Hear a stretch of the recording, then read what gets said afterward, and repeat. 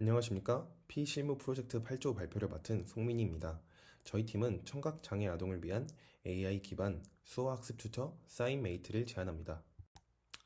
발표는 프로젝트 주제 소개를 시작으로 개발 배경 및 문제 정의, 와이어프레임, 그리고 핵심 기술 순으로 진행하겠습니다. 먼저 프로젝트 주제입니다. 사인메이트는 혼자서도 오프라인 교육과 동일한 효율을 낼 수 있는 실시간 AI 피드백 시스템과 학습 동기를 부여하는 게이미피케이션을 결합한 서비스입니다.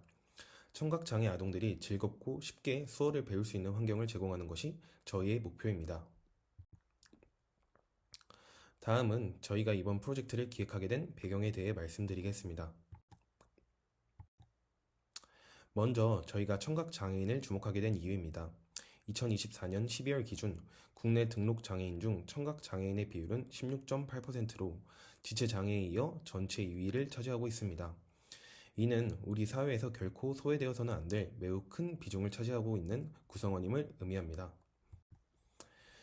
그렇다면 과연 이분들은 평소에 어떻게 소통하고 있을까요? 조사 결과 구어나 필담 등 다양한 방식이 존재하지만 통계를 살펴보면 농인의 90.8%가 자신에게 가장 적합한 제1 언어로 주저없이 한국 수어를 꼽았습니다.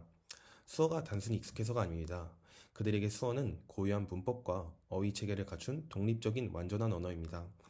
또한 보청기나 인공와우 같은 기술적 보조수단이 해결하지 못하는 소통의 빈틈을 메워주는 가장 확실한 방법이자 농문화와 공동체를 결속하는 핵심 정체성이기 때문입니다. 하지만 저희는 여기서 한 가지 의문점을 가졌습니다. 이렇게나 중요한 수어가 과연 현장에서 제대로 학습되고 있을까?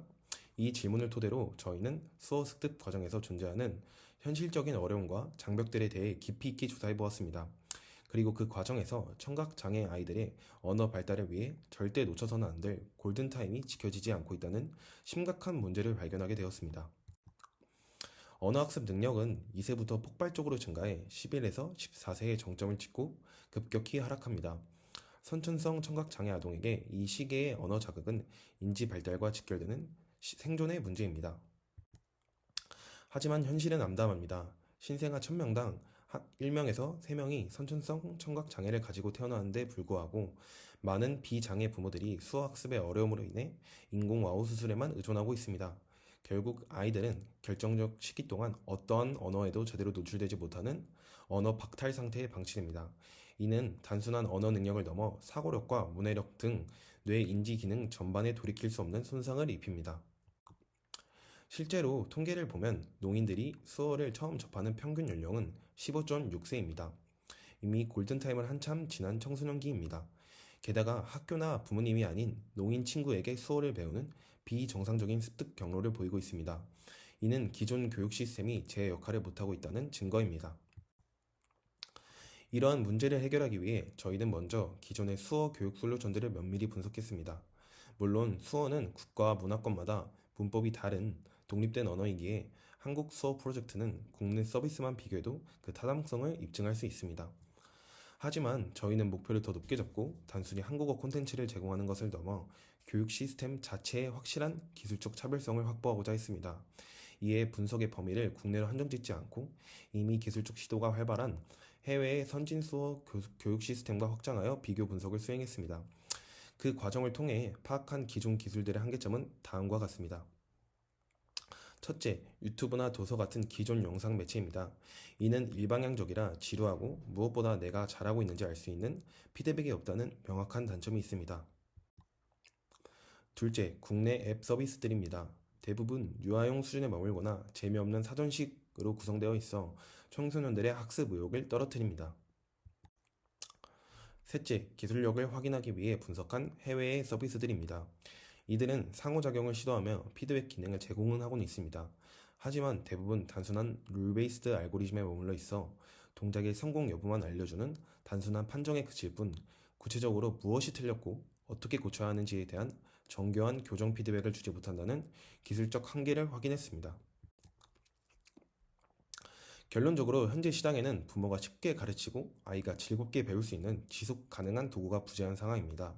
저희는 이 학습의 단절을 차별화된 기술과 UX로 해결하고자 합니다. 사인메이트의 차별점은 세 가지입니다. 게이미피케이션을 도입해 사용자의 몰입감을 높이고 룰 기반, 딥러닝, LLM을 결합한 하이브리드 멀티 피드백 기술을 적용하며 이를 통해 국내 시장에 없던 실질적인 수어 교육 시스템을 제공하는 것입니다. 서비스의 실제 흐름을 보시겠습니다. 먼저 사용자는 영상 플레이어를 통해 정확한 수어 동작과 순서를 학습합니다. 충분히 눈에 익혔다면 하단의 연습 시작하기 버튼을 눌러 실전으로 들어갑니다. 카메라가 켜지면 AI는 사용자의 손가락 마디마디와 상체 움직임을 실시간으로 추적합니다. 지금 보시는 화면은 실제 저희가 생각하는 연습 장면입니다. 화면을 보시면 사용자의 손 위에 오버레이가 겹쳐지는 것을 볼 수 있는데요. 동작이 정확하면 초록색, 틀리면 빨강색으로 즉각 반응하여 사용자가 직관적으로 자신의 자세를 교정할 수 있도록 돕습니다.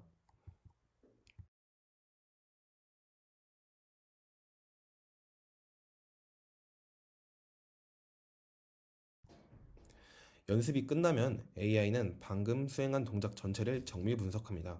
손의 위치는 정확했는지, 손가락 모양은 올바른지, 속도는 적절했는지 등 상세 지표별로 분석 결과를 즉시 제공하여 사용자가 부족한 부분을 명확히 파악할 수 있도록 합니다. 이제 이 기능을 구현하는 핵심 기술에 대해 말씀드리겠습니다. 저희는 국립국어원의 한국 수어별 말뭉치를 사용합니다. 수어 영상이 텍스트로 레이블링 되어 있고 손동작뿐만 아니라 표정과 같은 비수지 요소들까지 전사된 고품질 데이터입니다. 이제 전체의 기술 파이프라인을 구조를 보시겠습니다. 시스템은 인풋은 사용자의 웹캠이나 모바일 기기를 통해 실시간으로 들어오는 수어 영상 데이터입니다. 그리고 최종 아웃풋은 단순한 점수가 아닙니다. 사용자의 자신의 모습을 보며 직관적으로 이해할 수 있는 시각적 가이드와 조언이 담긴 피드백 및 코칭 화면입니다. 이 원본 영상을 의미 있는 교육적 피드백으로 변환하기 위해 저희 시스템은 크게 세 단계의 핵심 처리 과정을 거치게 됩니다. 첫 번째 단계는 실시간 감지 및 자세 교정입니다. 미디어 파이프 홀리스틱을 이용해 손, 몸, 얼굴에 3D 랜드마크를 실시간으로 추출합니다. 여기서 지오메트릭 컬큘레이션을 통해 각 손가락마다 벡터의 내적을 계산해 손가락 정보를 수치화하고 코사인 유사도로 자세히를 비교합니다. 이를 통해 화면의 틀린 부위를 빨간색으로 표시하는 시각적 피드백과 손목을 펴보세요와 같은 방향 안내를 실시간으로 제공합니다. 두 번째 단계는 수어 분석입니다. 수어는 단순한 동작이 아니기 때문에 언어적 특성을 반영하기 위해 수형, 수위, 수동, 비수지 요소를 채널로 분리합니다. 그 후 MSTCN 모델을 사용하여 복잡한 동작의 시공간적 특징을 가벼운 벡터로 인코딩하고 크로스 어테이션 메커니즘을 통해 사용자의 동작 속도가 정답과 달라도 정확히 비교할 수 있도록 평가합니다.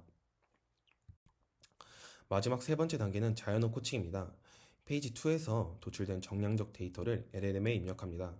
LLM은 딱딱한 데이터 대신 수영은 좋았지만 손의 위치가 조금 낮았어요 와 같이 사용자의 눈높이에 맞춘 친절한 자연어 피드백을 생성해 줍니다.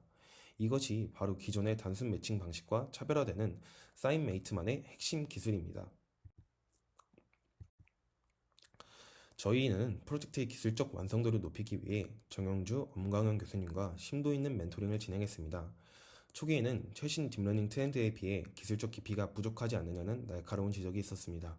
이에 저희는 무조건적인 최신 모델 도입보다는 교육 투자의 핵심인 실시간성과 즉각적 피드백을 구현하기 위해 룰 베이스드와 딥러닝을 결합한 하이브리드 방식을 선택했습니다.